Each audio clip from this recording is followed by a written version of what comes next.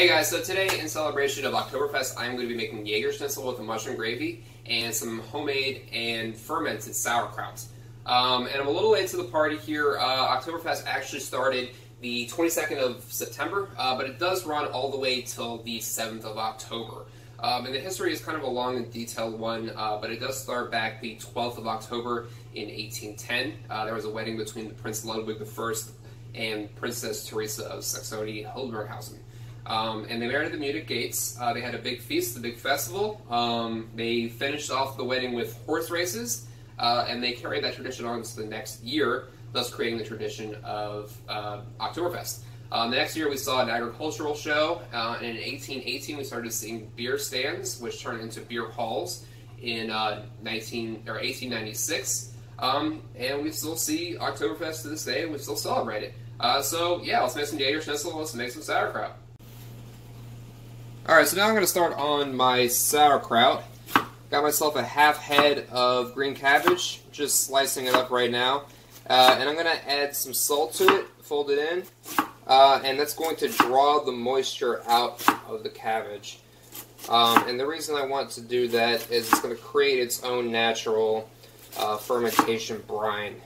And basically what's going to happen here is the natural lactobacillus bacteria that's in the cabbage is going to allow this to ferment. With the liquid being drawn out of the cabbage, it's going to create an anaerobic environment, basically meaning no oxygen. It's going to be perfect for the fermentation process. So I got it shredded. I'm going to fold in my salt, draw the moisture out, move on to the next step.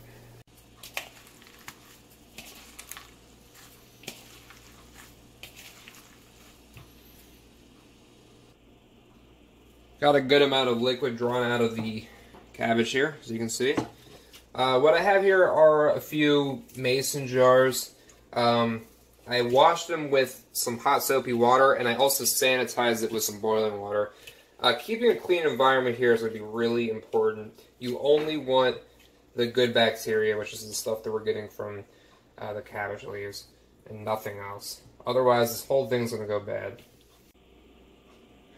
Cabbage is in the jar now, it's completely submerged. I used a little bit of the outer leaves as a sort of like a weight for the cabbage to make sure that it's completely submerged and sitting in here.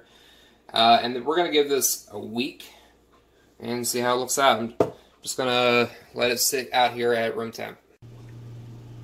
Let's get started on the mushroom gravy. First thing I'm doing is caramelizing these onions in some butter. As you can see, I got some light browning on my onions, so my next step is going to be sweating out a bit of garlic.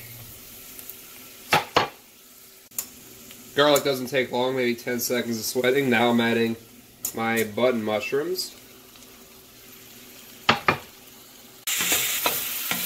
So as you can see here, the pot looks pretty dry, right? You may feel the impulse to add more butter here. But go ahead and fight that impulse. Here in a second, all the liquid that's inside of the mushrooms are going to leach out. It's not going to be a dry pot here pretty soon. Mushrooms are pretty well cooked down now, so the next step I'm going to be doing is adding the roux. Or in other words, equal parts fat to flour. So I'm adding my butter here. And I'm adding my flour.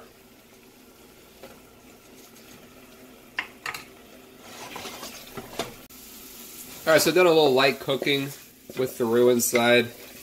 My next step is going to be adding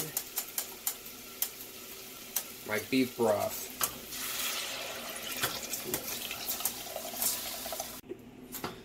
So I got my beef broth in. I'm adding about 2 teaspoons of balsamic vinegar.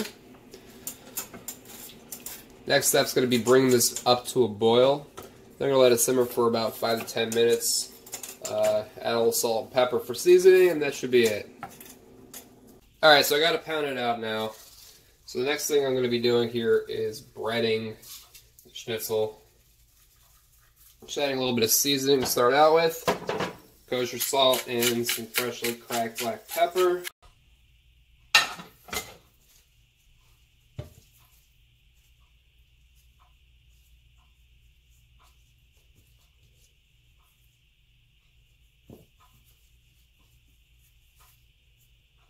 So starting out in the flour, and dunking it in the scrambled egg.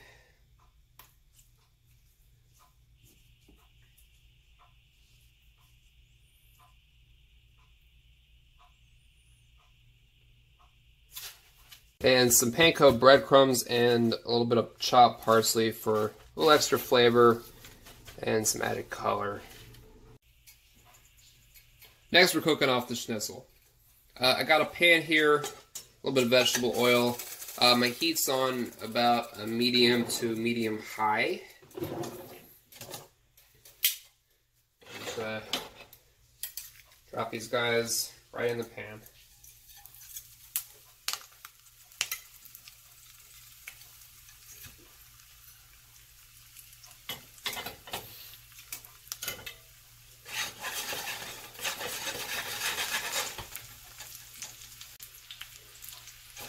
So I ended up adding a little bit more oil just to give it a nice even sear.